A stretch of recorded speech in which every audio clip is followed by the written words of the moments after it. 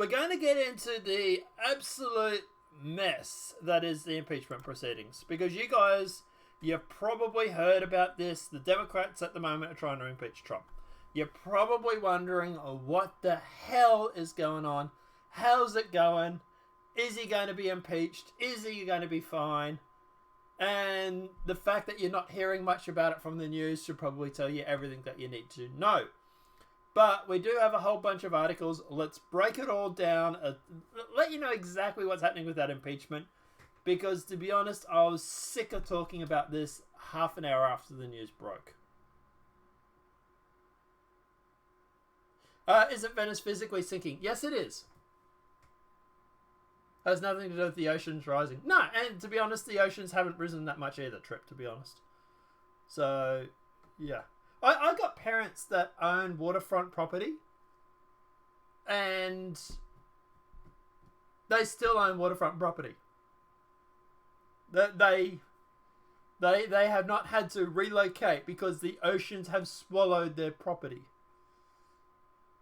And they're literally on the water, like literally on the ocean. So, but let's jump into this. Let's talk about impeachment. Democrats during impeachment hearing. Hearsay can be much better evidence than direct. What? Really? Huh? Let's jump into this. So, Democrat Representative Mike Quinley faced intense backlash on Wednesday afternoon, claiming that during the Democrat impeachment inquiry hearing, that hearsay can be much better evidence than direct evidence. In a rambling statement, Quinney said, and if gets to close In a rambling statement, Quinney said, and if gets to close primer on hearsay, I think the American public needs to be reminded that countless people have convicted on hearsay because the courts have routinely allowed and created near expectations to hearsay. What the... am I just not able to speak properly today, or does that not make any sense? Let's just listen to what he has to say. And if it gets to closed primer on hearsay, I think the American public needs to be reminded that countless people have been convicted on hearsay because the courts have routinely allowed and created needed exceptions to hearsay. Hearsay can be much better evidence than direct, as we have learned in painful instances, and it's certainly valid in this instance. Well, gentlemen, yield, because none of those exceptions would apply to this testimony. It's not... You got shut down pretty quick. Look, at the end of the day, if I have someone that literally says to me, don't confuse me with the truth, yeah. But if I have someone that turns around and says to me, for example, I have evidence that Jim Stone, for example, has killed someone. And then I've got someone else saying they've got evidence they've heard from someone else that it wasn't Jim, that it was Jill. Right? Do I need to look at both pieces of evidence? Of course, right? Obviously, you take what Jill is saying with a grain of salt, but you would at least look into it, right? Because it might be truth. The evidence might be fabricated. Sure. But if you've got the evidence that Jill Stone, I think I said the name was, I can't remember the first name now, has actually gone through and actually killed someone. If you've got the knife, if you've got the evidence, if you've got like the fingerprints and everything like that, then it doesn't really matter what someone else might be claiming they saw, or they've claimed that they've heard other people say, because it's like Chinese whispers, right? You get enough people in a line, lined up and repeating the same sentence to each other, you notice that Chinese whispers, it gets very distorted even after like 3 or 4 times. Right? That's why you have evidence. That's why you have evidence to convict people on. And I don't think anybody has ever been convicted on just hearsay alone. right? So I don't think that's even true. I think people that have been convicted on hearsay, for example, that's like when they've literally been confessed to like killing someone. So like for example, say Tripp has confessed to Odef One that he killed someone, for example, right? And then Odef One gets up on stage and then turns around and says, "Yes, Tripp confessed to me that he killed someone," for example. Then that would be hearsay. But that's not even what happened here in the Democratic case. Because the fact is that it's not Tripp telling Odef One, it's Lee telling Tripp telling Odef One. You know, there's like 2 or 3 different people involved. Like, you got to remember, the whistleblower didn't actually hear this call himself, right? He was told this by somebody else that works over at the CIA, NSA, whatever it was. You never heard of it being called Chinese whispers? I call it telephone whispers. Oh, okay, cool. Tripp, how could you? Yeah, Tripp, you bad person. But that's what I'm saying, right? So at the moment, it's like Tripp confessing it to Odef One, but then Odef One has told Lee, who then's ratted out Tripp. It's like, well, did he actually do it, or is this, Chinese whispers? Well, he had it coming. Good point. But yeah, obviously Trump Jr. immediately turns his sights on Quinley, hammering the congressman in a series of tweets. Can you believe this insanity? Hearsay can be much better evidence than direct evidence, according to Democrat Mike Quinley. Trump tweeted, "Are you effing kidding me? Third or fourth party info better than hearing it yourself?" ? Trump added, "From a reliable fourth party source, according to other Democrats like something Schiff, the best evidence is stuff you make up for your political gains that appears to be what they've been doing all along." I think you lose a lot of people when it comes to this impeachment hearing when you start making stupid statements. Like, for example, hearsay can be better than direct evidence. I think this is a really bad road to go down if that's what you're claiming. But Mike Quinley claims that hearsay can be better than direct evidence. Everybody is talking about this point at the moment. Democrat Illinois Representative Mike Quinley claimed during Wednesday's impeachment hearing that hearsay could be better than direct evidence.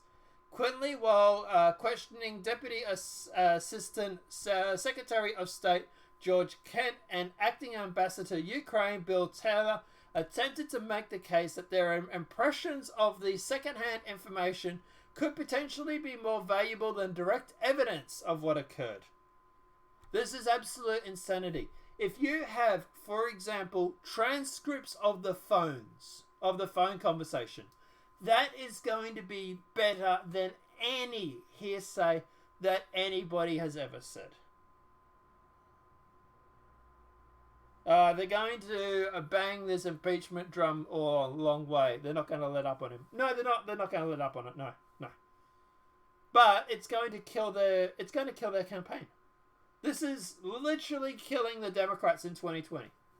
This is the death by the 1,000 impeachment cuts.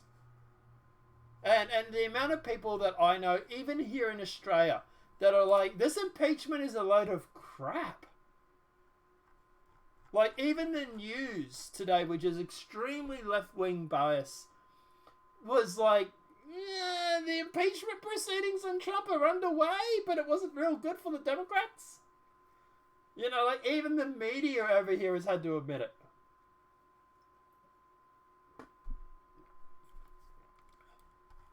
But, I don't know. But Jim Gorin, Schroed's Democrat impeachment witness, what you heard did not happen. So, Representative Jim O'Jordan, which is a Republican from Ohio, I think it was, ripped Democrats' impeachment witness, Ambassador William Taylor, on Wednesday as he deconstructed the narrative the Democratic Party has promoted surrounding President Donald Trump's July 25th phone call with Ukraine president. So, do we have... Here we have here. Let's watch the clip. Ambassador, you weren't on the call, were you? You didn't listen on President Trump's call and President Zelensky's call? I did not. You've never talked with Chief of Staff Mulvaney? I never did. You never met the president? That's correct. You had 3 meetings again with Zelensky and it didn't come up. And 2 of those they had never heard about as far as I know. And President There was no reason for it to President come up. Zelensky never made an announcement. This is what I can't believe. And you're their star witness. You're their first witness. Mr. You're Jordan, You're the guy based on this. Based on, I mean, I've seen church prayer chains that are easier to understand than. I like Jim Gordon. I like Jim. It's Jim Gordon. I like him. He's holy shit. Like even their witness. Watch the witness's face when Jim Gordon goes on about this. Ambassador, you weren't on the call, were you? You didn't listen on President Trump's call and President Zelensky's call? I did not. You've never talked with Chief of Staff Mulvaney? I never did. You never met the president? That's correct. You had 3 meetings again with Zelensky and it didn't come up. And 2 of those they had never heard about as far as I know. Like he's literally actually providing more evidence that this is a load of crap himself. This is their star witness for impeachment, mind you. This is like them going on about impeaching President Trump. This is their star witness, and even he's turning around saying, yeah, and even in those 3 cases, 2 of them had never heard about it before. Like, even your star witness doesn't believe this impeachment proceeding. But watch his face. Just watch his face. It's priceless. There was no reason for it. President Zelensky never made an announcement. He says there was no reason for it to ever come up, right? Yeah. This is what I can't believe, and you're their star witness. You're their first witness. Look at him. He's like, yeah, I know.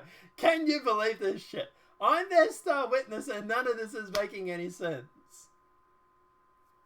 Like, I really do like Jim. I really like Jim. I don't know if he's a good politician, but he's good on the takedowns. He really, really is. We'll keep going through this. Drag queen crashes impeachment hearing. It's a crazy day in Washington. So, it's a crazy day in Washington. I'm flipping my wig over the high energy proceedings today. We'll see how you feel about it tomorrow. Tensions are high and the bar for who's allowed in the loveliness is very, very low.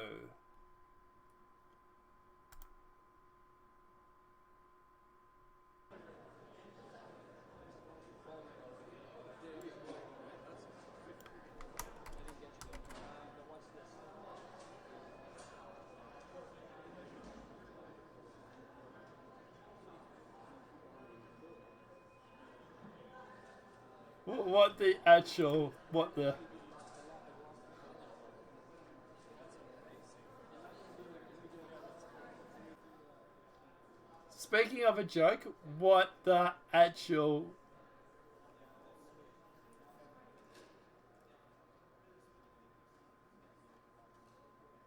Look at the girl in the background. She's like, what the fuck is this?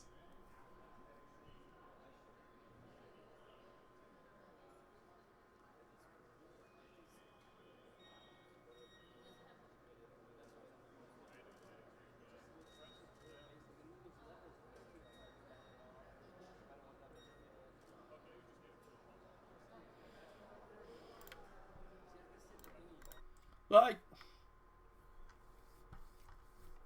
yeah, so apparently that happened. Jim Gordon expresses shift star witness stunning lack of knowledge. So we have yet another Jim takedown. Let's watch this. Maybe it's the same one. Ambassador Taylor, thank you for being here. AIDS held up on July 18th, is that right? That's when I first heard about it, Mr. And then it's released, Ambassador Taylor, on September 11th. And we know that from your deposition, in those 55 days that aid is delayed, you met with President Zelensky 3 times. The first one was July 26th, the day after the famous call now between President Trump and President Zelensky. President Zelensky meets with you, Ambassador Volker, and Ambassador Sondland. And again, according to your deposition and your testimony, there was no linkage of security assistance dollars to investigating Burisma or the Bidens. Second meeting is August 27th. Again, in this 55-day time frame, second meeting is August 27th. President Zelensky meets with you and Ambassador Bolton and others. And again, there's no linkage of dollars, security assistance dollars, to an investigation of the Bidens. And then, of course, the third meeting is September 5th. President Zelensky meets with you and Senators Johnson and Murphy.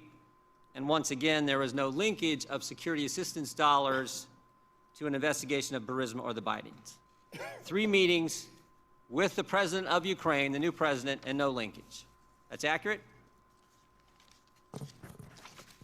Ms. Jordan, it's certainly accurate on the first two meetings, because to my knowledge, the Ukrainians were not aware of the hold on assistance until the 29th of August. So the Politico article. Political article. The third meeting that you mentioned with the Senators Murphy and Senator Johnson, there was discussion of the security. Hang on. Whoa. Back up.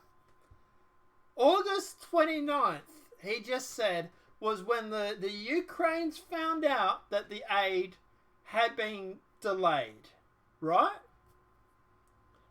But Trump was supposedly in July 26th, 25th, I think it is, of July or June, I can't remember, supposedly threatening to hold up aid while on the phone to the president of the Ukraine. So the president of the Ukraine literally having a conversation 2 months, or 3 months even, before finding out that it was actually delayed, somehow missed Trump threatening to hold aid. Mr. President, I'm Donald Trump. I'm going to withhold aid because I want you to investigate the Bidens. Okay, I want you to investigate my political enemies.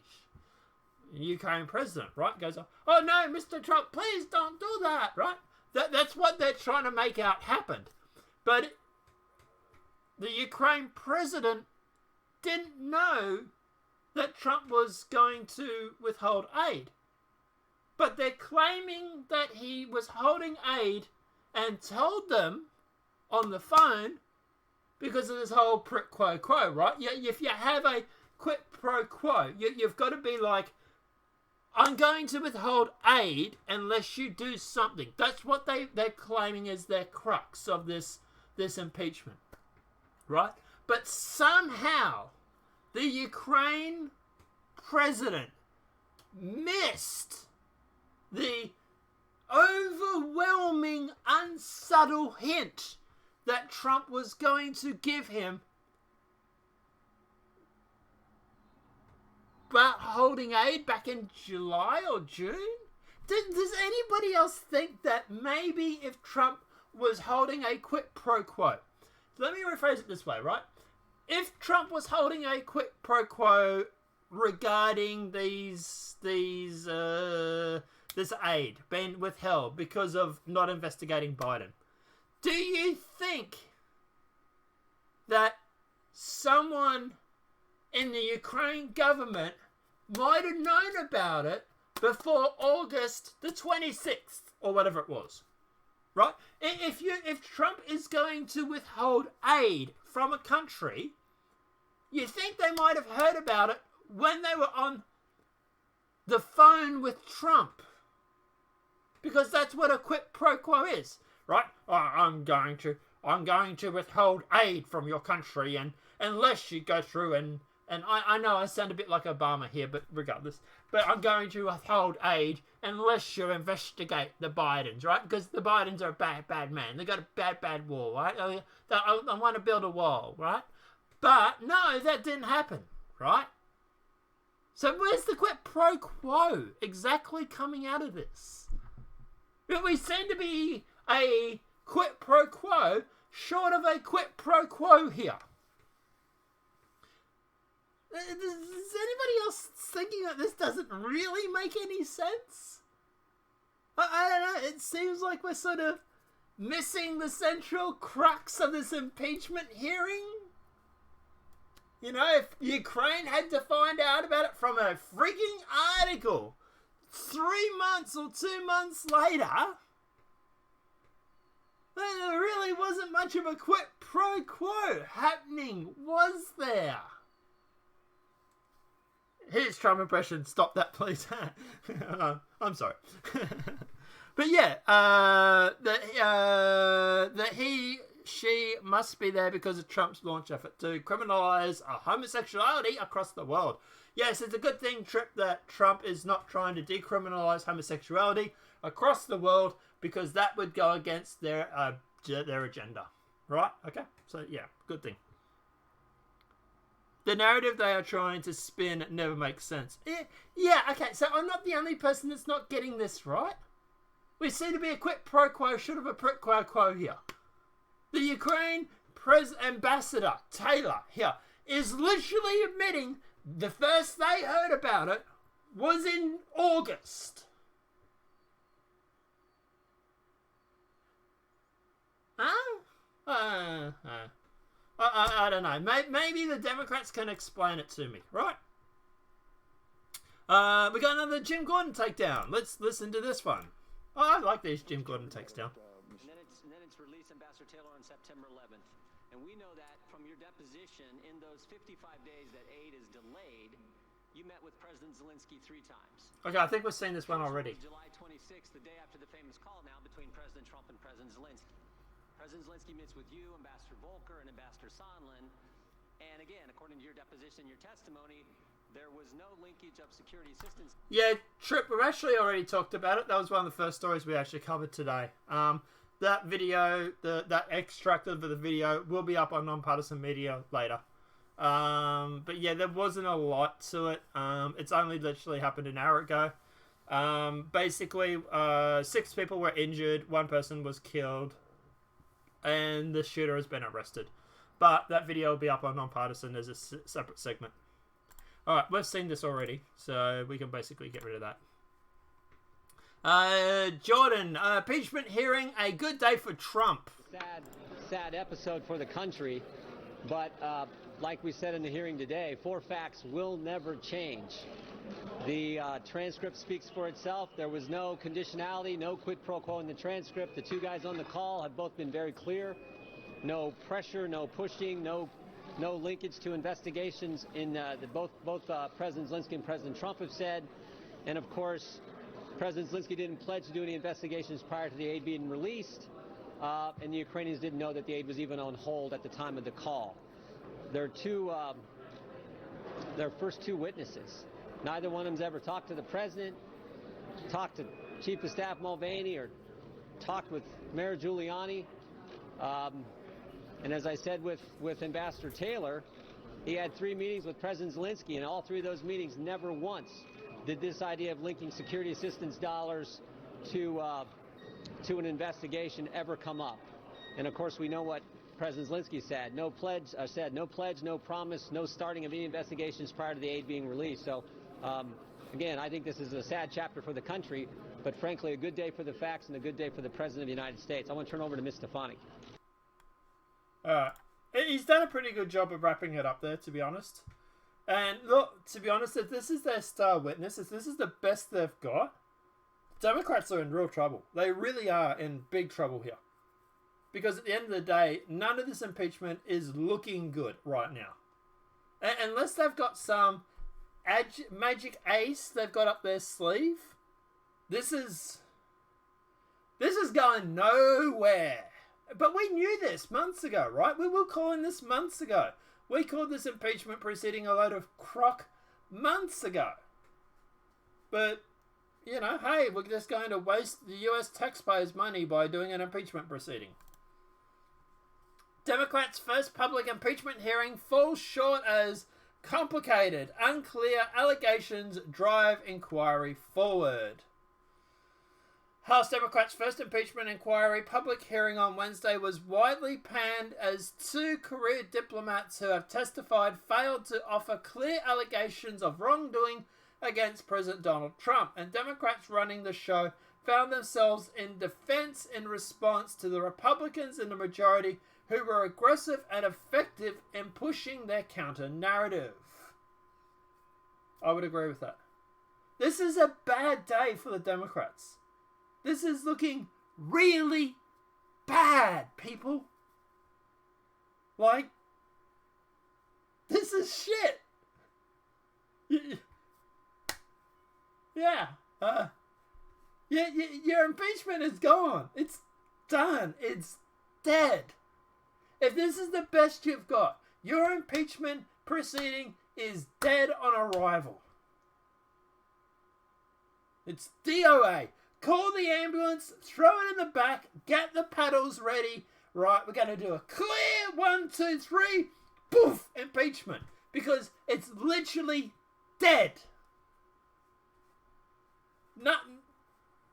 It's shit. But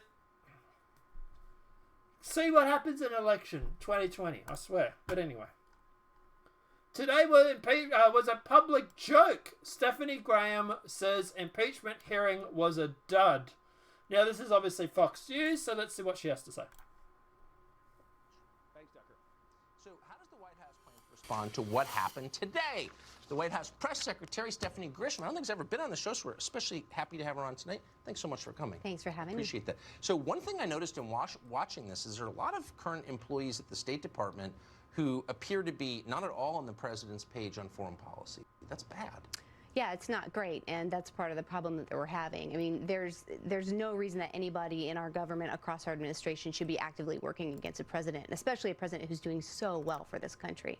So, like, as a constitutional matter, if you believe in democracy, then legitimacy comes from votes. No foreign service officer got elected to anything. Correct. Aren't they constitutionally bound to carry out the foreign policy of the president? Absolutely. I mean, and if they aren't ready to do that, then they need to resign. I mean, it's simple as that. It's clear that people aren't happy with the results of the 2016 election, and they're trying to stop the win that we'll have in the 2020 election, and we're ready for that. That's fine.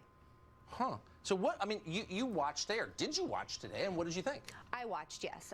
Look, the two star witnesses couldn't even say that they've ever met the president, the two star witnesses. There was a quote, actually, that said, hearsay can be much better than evidence from a Dem. I don't understand how that's even possible. So today was a joke. It was a public joke, which I'm happy the American people got to see, which was different from the last 2 weeks when everything was held behind closed doors. It was all a sham, and it's going to be very easy for the rest of this week for us to fight back. So you said, I watched, but your inflection suggested that others didn't. Did the president watch? No, the president was working. He was down in the Oval at 8:30 this morning.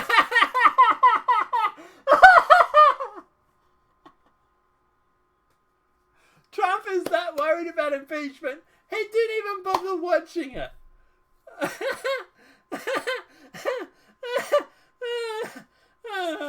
Oh, shit. And he was in meetings all day. As you know, we had President Erdogan. Like, he's obviously got his job to do, right? So obviously I wasn't expecting him to watch it glued to the TV, right? I don't imagine Trump sitting there with his popcorn chicken, throwing it at the screen, saying, "You're fake news, you're fake news, you're very fake news," right? Although I'd love to see that. But at the end of the day, you would think that the president would, if he was worried about this at any point in time, would at least tune in for at least 10 minutes or something to see how the thing was going. If I was worried about being impeached, I would tune in at least for a bit. But no, Trump wasn't even throwing popcorn chicken at the screen, right? He wasn't throwing his chicken tenders or whatever you want to imagine, his KFC, right? He wasn't sitting there with a great big bucket of KFC, throwing it at the screen, going, "Oh, you're full of shit, you're fake news, right? You're fake news." He wasn't even doing that. He was just going about his day as usual. That's how concerned about this Trump is right now. This is how strong a case the Democratic Party has for impeaching the president, where he was like, someone's doing something over in Washington right now, but I'm just going to keep going on with my day and ignore it. But regardless. One from Turkey come in. So he had a foreign visit, and then he met with many other people, and he was working well into the evening before I left to come here. Are you worried that this just the constant outrage we get all manufactured in my view, about Russia, will force the administration into a more hostile posture toward Russia than it would otherwise assume? No, I think that the president has been very tough on Russia. I think that the president has an obligation to work with all foreign leaders all across the world. Which he has been, by the way. Trump has been very hard on Russia, harder than Obama has been. But I'll tell you what, we're not worried about what the country or what the swamp is thinking. If you go out into the country, when we go out into the country, this president is so popular. I'll mention the LSU-Alabama game. I couldn't believe that stadium. So people out in the country know how well... And in case you guys don't remember what happened with the LSA, I think it was, game, Trump came up on the Jumbotron, and everybody just started chanting MAGA and, USA, USA, and giving him a round of applause. I'll see if I can find the clip for you guys. This president is doing, so we're really not But people worried. out in the country liked the part, maybe they're all Russian agents, but they liked the part where he said, why don't we just get along with Russia? Like, we don't need to be at odds with Russia. Everyone in D.C., Lindsey Graham, for example, is always jumping up and down about how they're our enemy, we need to fight them in Crimea, if not Cleveland or whatever, these ridiculous bumper stickers. But, like, why wouldn't we do what the public clearly wants, which is lighten up a little bit and, like, update our assumptions for the modern era? He has an obligation to work with all foreign leaders, and that's what he's doing. I sit in meetings with him with many, many foreign leaders, and he works very well with most of them. When he needs to get tough, he gets tough, and it makes me so proud as a citizen. But, yeah, he's got an obligation to work with everybody, so he'll do that. He'll do that with Putin.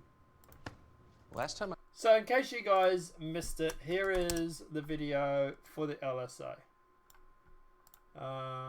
Because to be honest, this is more newsworthy than what this whole Ukraine thing is.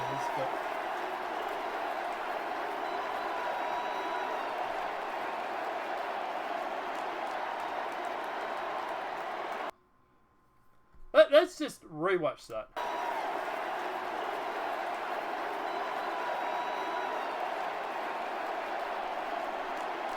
So there you can see Trump and Melania Trump are on the Jumbotron.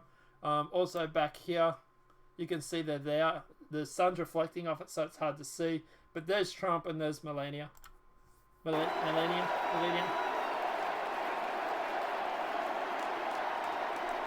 I'm glad the US president is so unpopular that a whole stadium breaks out in applause and like claps and everything when Trump is on the Jumbotron.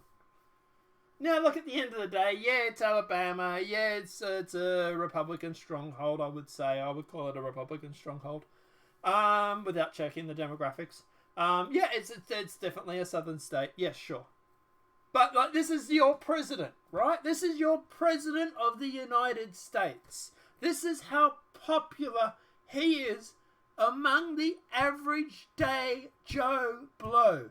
Not the swamp, not Washington, not the liberal elites that sit in their ivory towers throwing their KFC popcorn chicken. By the way, this video has not been sponsored by KFC by any way, but, you know. But they're not throwing their KFC off their balcony, you know. It's none of them. This is the average day Joe Blow. This is the average day American who's sitting there applauding the president who comes up on the Jumbotron. Why? Unemployment, 3-something%. Guess what? In Australia, it's 5-point-something%. He's bringing back manufacturing jobs in the USA. In Australia, we're still selling them out overseas. He's going through and he's building a wall to protect your country. In Australia, we got sharks, so we don't really need to worry about it. But, you know, like, at the end of the day, your president is doing a better job than most of the other presidents or politicians around the world. Sweden has 100 bombings in a year. And what are the Democrats upset about? A nothing burger regarding Ukraine. Oh, Trump might or might not have withheld aid for quid pro quo. We can't provide any witnesses, but it sounds good on the headline, so we're going to run that story. That's what the Democrats are upset about right now. Sweden, literally 100 bombings this year. Now, we don't know what ethnicity these gang violences are coming from in Sweden, because Sweden stopped recording it all about a year ago, 2 years ago. Right? But we do know what the data was like before they stopped recording it. And there was an overwhelming majority of people from a third world that were represented in that information. So we can presume that it's the same, right? Record immigration, record amount of bombings. Trump might have said something to a Ukraine president that we can or cannot prove. Impeach Trump! Like,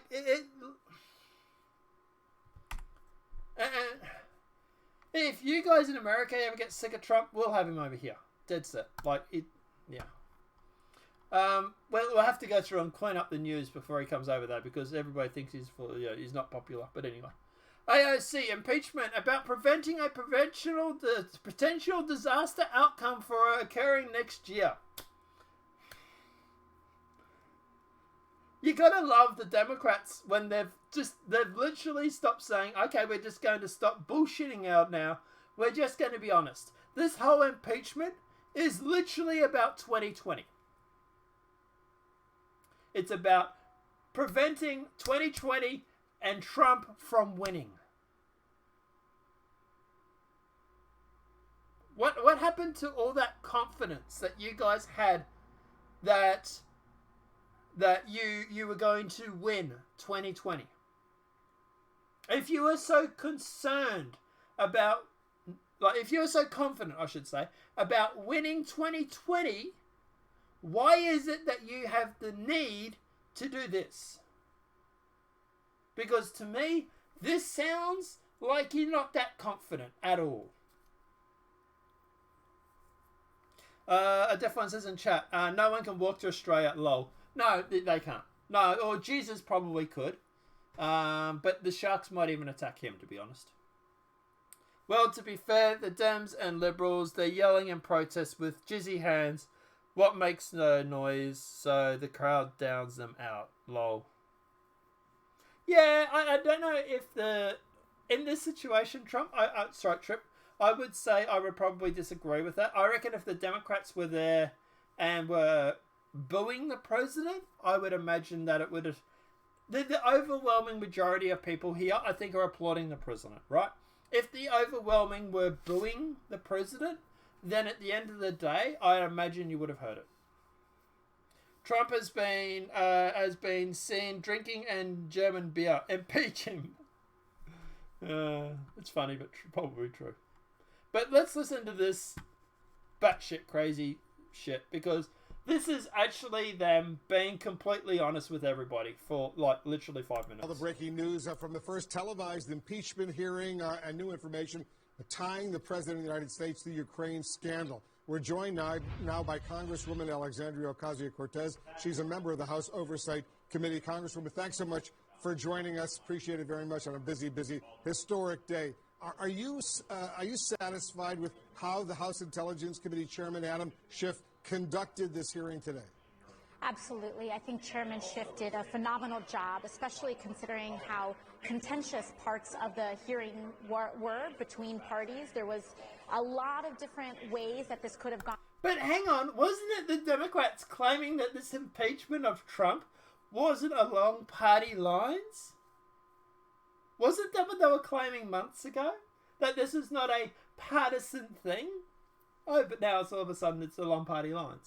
Off the rails, and I think he did an excellent job keeping these hearings fair but focused and really centered on the facts and the witnesses that were testifying today. House Republicans, as you know, they're clearly unanimously standing by the president, at least so far. Will it hurt Democrats if you can't successfully persuade any Republicans that this all rises to impeachable conduct?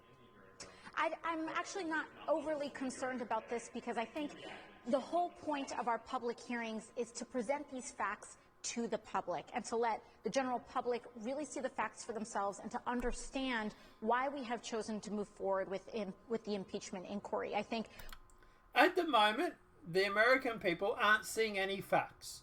At the moment, the American people are literally hearing coming out of the Democratic Party that facts don't matter, hearsay is more important. So when you're on the news that night, literally claiming that these impeachment hearings are representing the facts, you might want to sit there and wonder, what facts are you actually talking about? Because you're literally got a soundbite from a Democrat saying hearsay is more important than facts. What we heard today was just astounding and devastating. Yeah, devastating is the word I will use. Devastating to the Democratic Party. But let's keep going. News for the president, for anyone that was in the administration that was really partaking. And frankly, this is devastating for the country. Our national security has been compromised. Our elections are potentially compromised. And so I think right now what Republicans... That to me is important, what she said there. Our elections are compromised. That's what it's all about. It's all about undoing the elections. I would actually make a bet. They're also going to claim that Trump, if he wins 2020, that the elections were rigged, that the elections were compromised. I don't know how popular it would be, but I reckon they'll do it. Have to do is decide what their role is going to be in the scope of history, because we will look back at this time and really truly examine the moral decisions that each member of Congress has decided to make. So what jumped out at you, Congresswoman, about the most devastating new information that emerged? Well, you know, it's been discussed, but this call with Ambassador Sondland and President Trump, it's a personal call that our witnesses testified in aid is overhearing, where Trump was No. They didn't testify to claim they were overhearing. Okay, you've got a witness claiming they heard someone else talking about this call who was supposedly overhearing. Right? And that's the best case scenario. Personally invested in these investigations. I think it has added a layer of proximity. You know, one of the ways that the president could have potentially tried to get out of this situation is saying, you know, put several degrees of separation between him and some of this illicit activity. But what we heard today was that he himself was making and partaking in some of these phone calls, not just Giuliani, not just anyone else in administration, but him. And that really adds a much more disturbing degree of the involvement that he had in using the powers of government to create politically motivated investigations. At that news conference with the Turkish president, the president said he doesn't remember any such call, poo-pooing the whole thing. What do you say to the president? Well, you know, if he doesn't remember...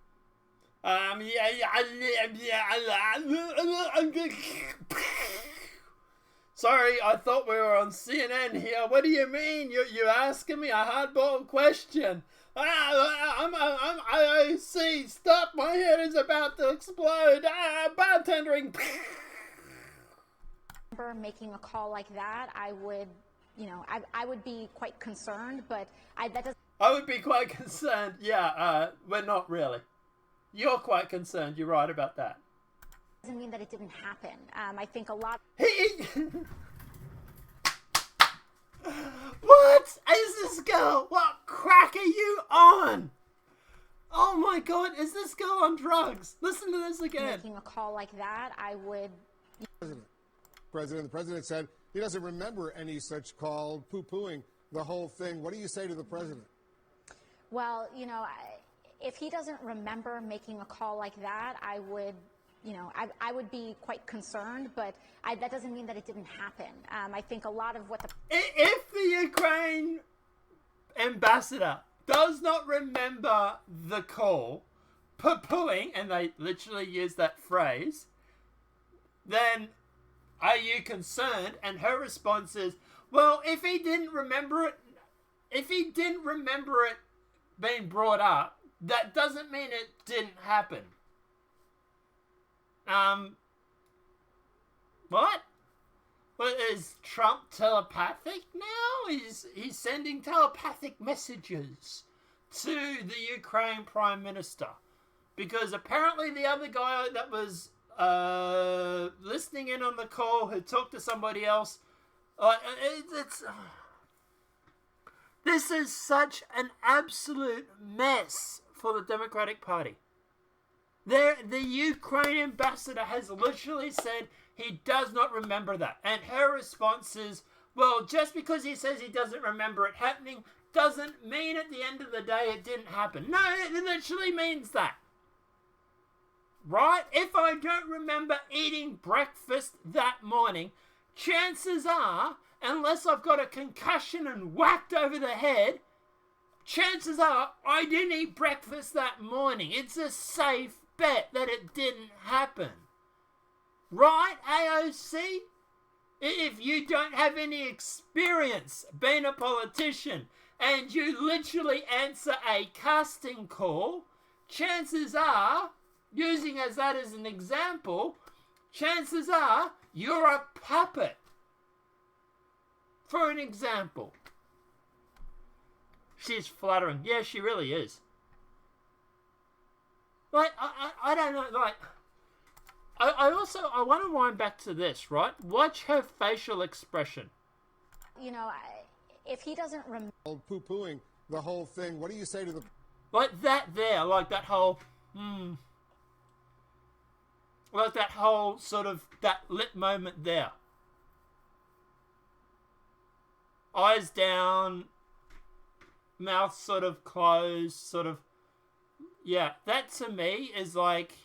It's like a kid that's been caught stealing, right? You stole the cookie from the cookie jar, right? And it's like, yeah, I did. Yeah, you're right. Yeah, you're right. I stole the cookie from the cookie jar. Who stole the cookie from the cookie jar? Alexandria did, apparently, because that's the expression she's got on her face. Look, that there. I know it's not a real clear video, and that's because, well... It's the source. It's not my internet connection. I can say that now. But yeah, like, it's that whole eyes down, closed mouth. It's like, yeah, you're right. I did do this. Yeah, you're right. It is true. The experience I've had in my life with different realities, the narrative they try to spin defies logic in so many ways. Yeah, I would say that too. She looks like she got something in her mouth that tastes bad. Yeah, probably a hard question is what I would say. President. Well, you know, if he doesn't remember making a call like that, I would, you know, I would be quite concerned, but that doesn't mean that it didn't happen. I think a lot of what the president's reactions tend to be deflecting, but I think it is quite telling that he is not being defensive about this. This is an extraordinarily serious allegation. Yes, Trip, I did get the innuendo, and now I'm constantly thinking about AOC on her knees.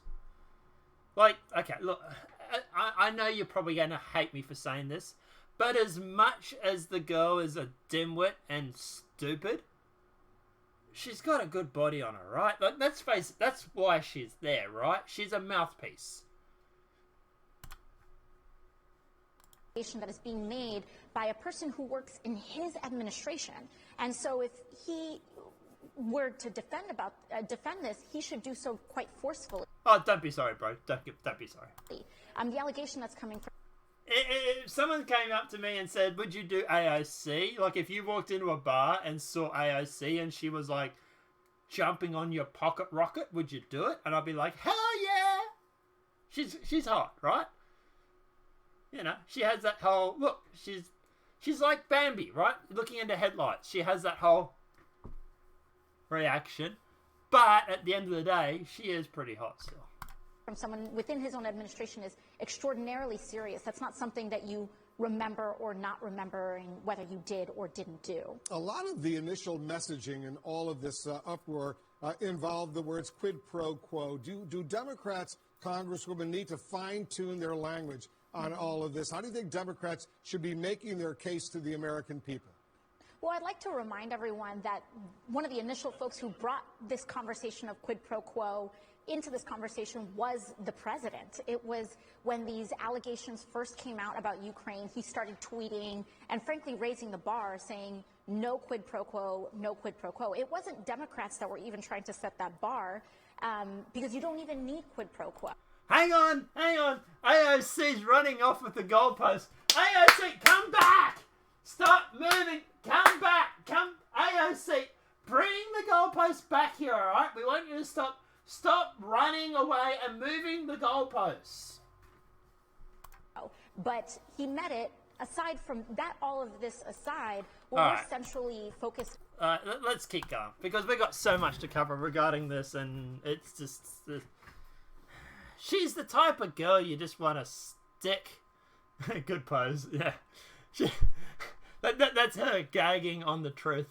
And I did use gagging deliberately. Ukraine Foreign Minister, U.S. investigations were never linked. Ukraine Foreign Minister Vladimir Putin said Thursday that U.S. Ambassador to the EU, Gordon Shallow, had never linked U.S. aid to the Ukraine investigations of the 2016 elections or of the Biden's role in stopping a probe from Burisma. And shift artist Sabu Sawatsky, I'm getting that name wrong, Adam Schiff impeachment hearing as shameless. So Shifty Schiff's clown show live at 10 a.m. Monday to Friday. It's a pretty good artist, actually. Shameless, that's what the street artist known as Samo thinks of the Representative Adam Schiff, who's a Democrat for California, and the congressional impeachment hearings against President Trump currently unfolding in Washington, D.C. Lindsey Graham, I will call Adam Schiff to testify in the Senate. Oh, this could get interesting. So Lindsey Graham, Republican from Sacramento, maybe? I'm not quite sure of SC, told Fox News' Sean Hannity on Wednesday evening that he will call Representative Adam Schiff, who's a Democrat for California, to testify in the Senate if the House impeaches President Donald Trump. Graham added that he would not allow a trial of President Trump in the Senate based on hearsay evidence alone and without the testimony from the whistleblower. Graham was speaking after the close of the day of the public hearing in the House Intelligence Committee as a part of the impeachment inquiry authorized by the Democrats' House resolution that passed along party lines 31st of October. It's too bad we have to pay for that clown show with our taxes. That's exactly it, Trip. How much money was wasted on Ukraine and Russiagate? Now, obviously, this impeachment obviously is good news for the stock market because stock market record high as impeachment hearing sputters. The reason why this happens is obviously the investors are confident this impeachment is not going to go along, and subsequently the Dow Jones has actually increased. So both the Dow Jones Industrial Average and the S&P 500 closed at record highs on Wednesday. The Dow rose to 92.10 points, or 0.3 percentage point, to 27,783.59, and the SP 500 moved up 2.2 points, less than 0.1 percentage point. But since those indexes are already at record high, even the smallest gains were enough to set new records. The Nasdaq composite fell 3.9 or less than 0.1 percentage point. So generally, it was a good day for the stock market. Obviously, this impeachment hearing into Trump is going in leaps and bounds because, you know, the stock market is that worried about Trump being impeached. Right. But hey, it's not all bad news regarding this because exclusive bombshell documents released by Ukraine's General Prosecutor's Office reveal millions funneled to Hunter Biden and the John Kerry family. Documents released this evening tie millions of dollars from foreign sources to Hunter Biden, Devon Archer, and John Kerry and his family. Documents reportedly linked from the Ukraine General Prosecutor's Office show complex money transfers from foreign sources into former President, Vice President, and Secretary of State's families. So, this is interesting. So, according to the counterintelligence in Latvia, around $4 million was obtained by Burisma Holdings Limited, which was then transferred to Hunter Biden and Devon Archer. So, a description money transfer of $14,655,982 and $366,015 euro from Wirelic Tech AS and 1.9 million from Digital X Organization LLP. Further apart, the sums describe the transfer to Alan Appenter, Alexandria Kosindra, and Devon Archer and Hunter Biden. As the Gateway Pundit reported last night, the payments from Burisma to Hunter Biden and the Kerry family from Burisma Holdings include 38 payments of $83,000, totaling over $3.1 million. So this impeachment really could blow up in their face, because right now there's actually looking like there's more evidence to support the Democrats have been paid off by this Burisma Holdings. To me, there is more of a question regarding Joe Biden and Burisma Holdings. Literally, when you're talking about, for example, that video where he admits to actually getting the prosecutor fired, or he was going to withhold aid. Which is funny because that's what they're worried Trump did. But regardless. Democrat impeachment hearing accidentally makes case for Hunter Biden investigation. So the impeachment inquiry into President Donald Trump backfired on Congress Democrats Wednesday when a star witness inadvertently made the case that Hunter Biden's wheeling and dealing in Ukraine should be investigated.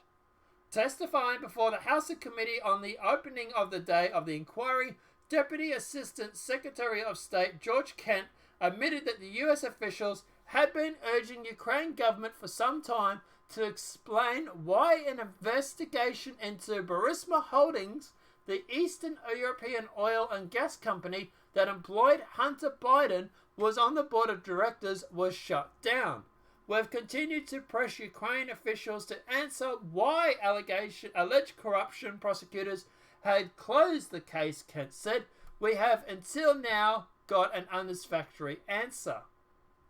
Kent, who has claimed former New York Center Mayor Julie Giuliani engineered the firing of the former U.S. ambassador to Ukraine through a campaign of slander, is considering a key witness of the Congressional Democrats as they seek to improve the president's conduct raises on the level of impeachment. We do have the video. We're just going to play that for you now, so that way Mr. I Kent, don't have to use my words. Because today I can't speak properly. So we're just going to play the video.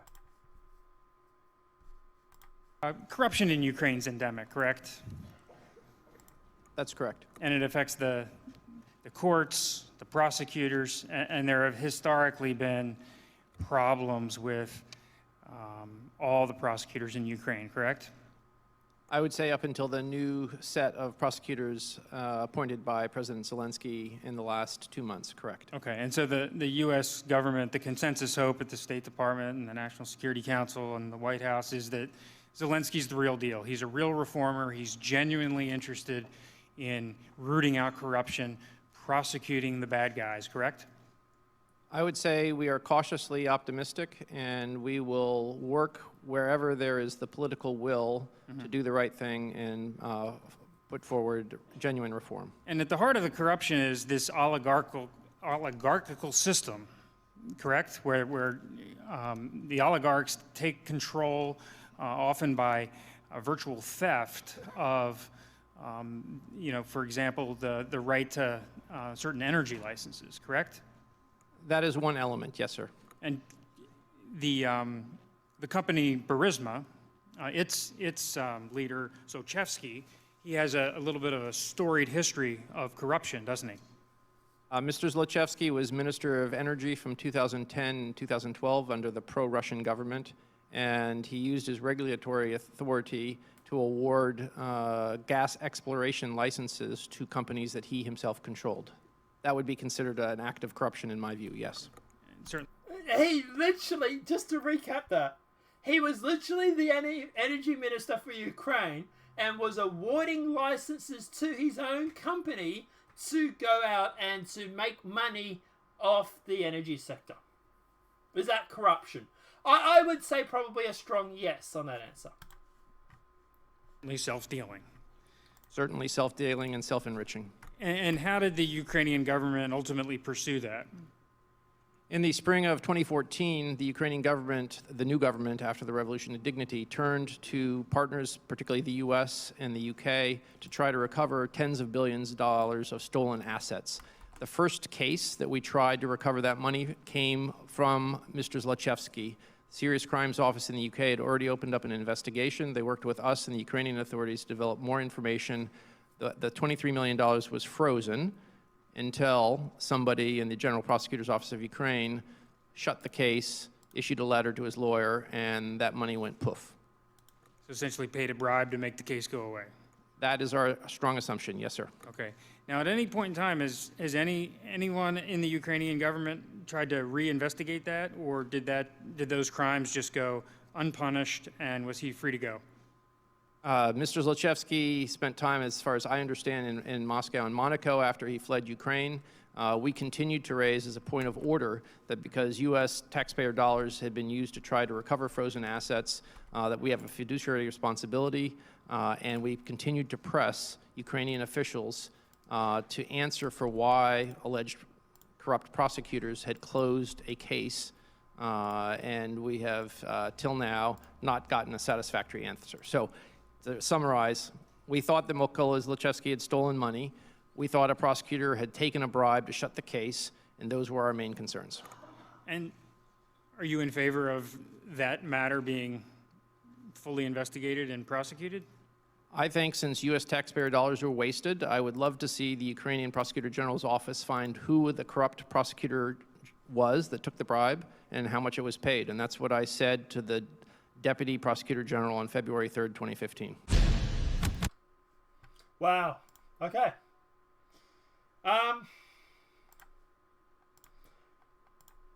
This does not look good for Biden. That's all I'm going to say on that. I ate them in Danishes with coffee. Now I'm regretting it. Yeah. But yeah, that does not look good for Biden. But yeah. Yeah, look, at the end of the day, as for this, look, yeah, I think there is more to go against Biden than there is to go against Trump. If you want to make the case regarding that, then I would say it's most likely, yeah, it's...